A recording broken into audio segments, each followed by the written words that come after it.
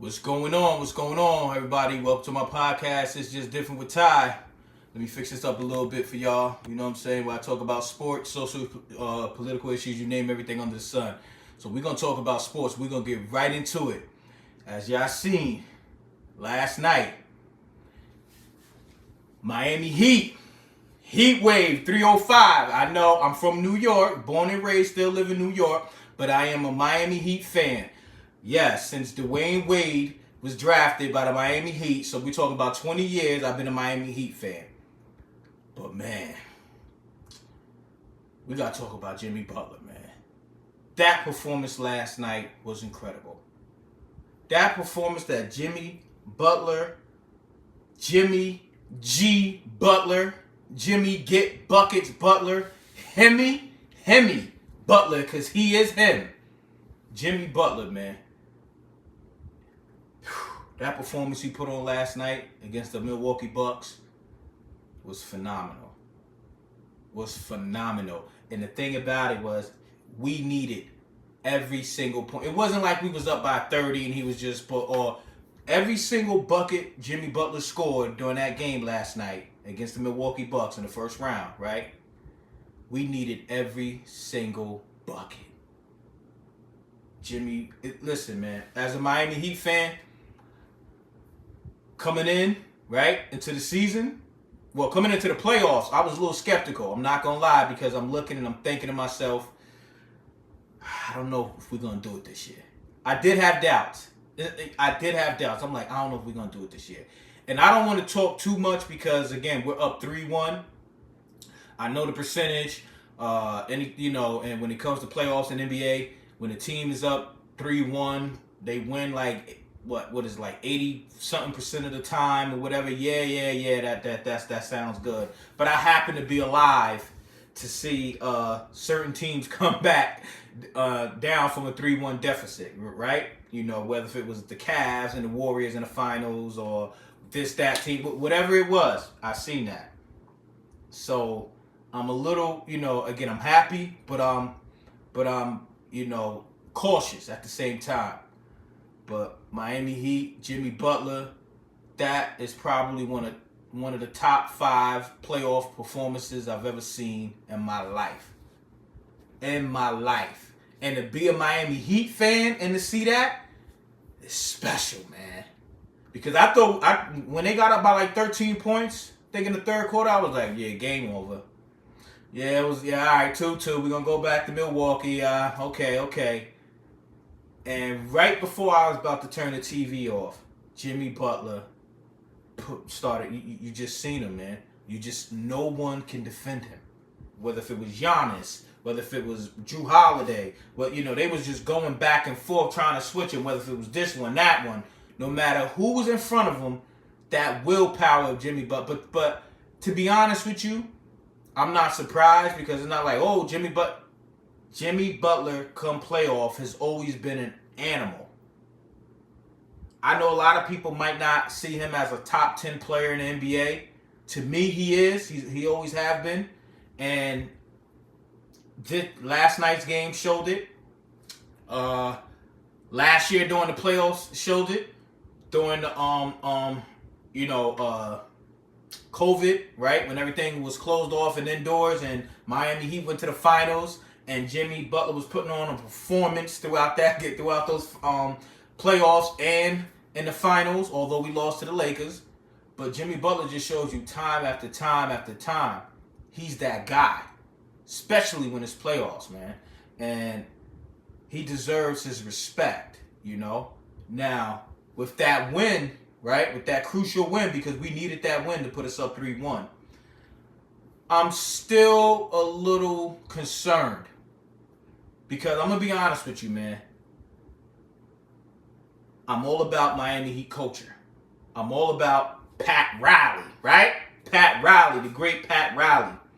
But I must say, and I know it's kind of funny saying this because given again, last year we was that one shot away of going to the finals, and we was in the finals 2 years before that. I don't think this team, even last year, was the way how it was constructed was good. I feel like we are missing certain things, especially this year. I felt we're missing a big man, a legitimate, true big man. I don't need somebody to be Joel Embiid or Jokic or anything. No, I'm just saying a big man that is 7 foot that can, block some shots, get some rebounds, and can score here and there. I felt Miami Heat had a great opportunity to capitalize on signing DeMarcus Cousins, but they didn't for whatever reason. Or Dwight Howard. I mean, Dwight Howard still at his age is a monster. He can still jump out the gym. He can still block shots and deflect shots and have people second guess. He can get rebounds. And I felt Miami Heat should have picked up on one of those two guys, because if you look at our roster, our kind of big guy is Bam Adebayo, man. And I don't really see a team winning a championship now with no bigs. Like their biggest person is 6'8". 6'9". I just don't see it. I could be wrong. Hopefully Miami proves me wrong, but I really don't see it. Again, I'm not sold, and I know it's gonna sound crazy, but Bam, we need you. Bam Adebayo, we need you, man. We need you. And I go back and forth with him because, again, he was averaging like 20 and 9 in regular season, whatever have you, but he is not a big man that has that can really truly create his own shot, or a big man that can, has a signature move. And maybe he might not need that. I don't know. Maybe that's not asked of him. I don't know.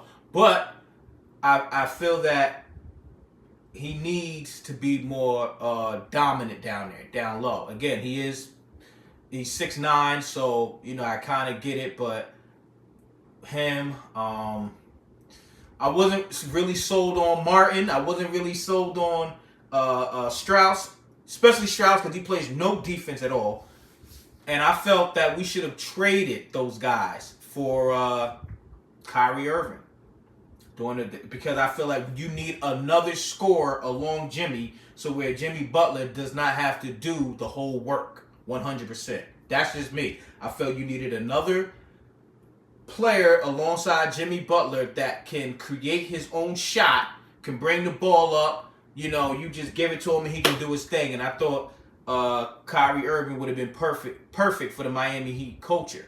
And then again, if they would have signed somebody like a DeMarcus Cousins or told Dwight, I see you over there in Thailand in Taiwan doing your thing, come over here. We need you. Because it didn't really call you didn't have to give up no draft picks or anything like that to get those guys. And you could have signed those guys to the veteran minimum. And so hopefully next season we'll see if they make that move or whatever have you, but Jimmy Butler, man, monster game. Miami Heat wave. I see a lot of Knicks fans talking like y'all gonna beat Miami Heat. Y'all not gonna beat us. First, let's see what happens. Because again, Milwaukee Bucks is still great enough to where they can win the next 3 games. Let's be honest. Giannis does still look hampered, so that works in our favor. We gotta see though. Usually with Jimmy Butler, when he has a monster game, the next game he doesn't really play as well. Again, a lot is on him. He has to defend the best person on the opposite team, which he takes that assignment and does. And then he got to score, and then he got to facilitate. He got to do sort of some of the things that we grown and love about LeBron James. But he's not LeBron James. I'm not saying that he's not, but I'm just saying there's the same responsibilities that LeBron James had throughout his career, and still to a point now a little bit. Jimmy Butler has had that responsibility since he's been here in Miami, but we need some other guys to step up. Hero is out. He's done. Victor Oladipo is out. So, that was kind of scoring. Those were 2 guys that can somewhat create their own shot. Again, I still would have liked Kyrie Irving. I think that highly about him. But Miami Heat, we are 3-1.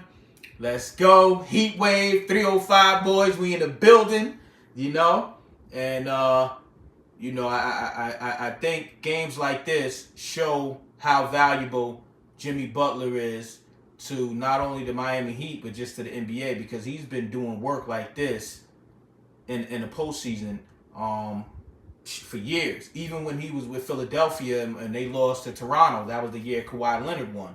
Jimmy Butler was the best player on Philly, which a lot of people, Philadelphia fans, was still can't believe why they let Jimmy Butler go and kept Ben Simmons or Tobias Harris, whatever. Depends. But, like I said, man, I'm going to keep on riding this heat wave. Miami Heat's my team. We better win. We got 3-1. I already started doing my talking, and look like we might play the Knicks next round. That's going to be good. Any sports fans know the history between Miami and the Knicks during the 90s and all that. So I'm looking forward to that again, and that'll get us closer to the championship. I think we legitimately have a shot of going as long as Jimmy is healthy and we're still playing. But Bam Adebayo, you gotta really step up. We need you to step up. If Tyler was out there, I would have asked for him too. Duncan is playing big. Again, I know he's a liability on the defensive end, but he's making some shots. Kevin Love was a big pickup, man. Another person that could, get rebounds, hit open shots, a great passer. He fits Miami Heat culture, so that was good. But I still feel Pat Riley, as great as he is, one of the probably top 5 NBA coaches of all time. Pat Riley probably is. I still feel they should have, him and Alonzo, they should have done a better job of getting a big man, especially when they let the big man, I forgot the big man right now, I can't think of him right now, when they let him go during the season. We don't really have a true efficient big man, and we need one, because we're going to need that, man. We're going to need a true big, So we'll see. Again, thank you guys for watching. It's Just Different with Ty. Make sure you like and subscribe to the channel. Hit the notification bell. And we're going to be talking about more sports. That's my fault. I should have been talking about sports last week, but I was caught up. But pretty much almost every single game, I'm probably going to start going live and talking about it. And I want to hear you guys' comments and what y'all think, man. But again, this is Miami 305. Miami Heat 305. Yeah, I'm from New York, but so what? Miami Heat 305. That's my team. We in the building. You already know. Peace, peace, peace.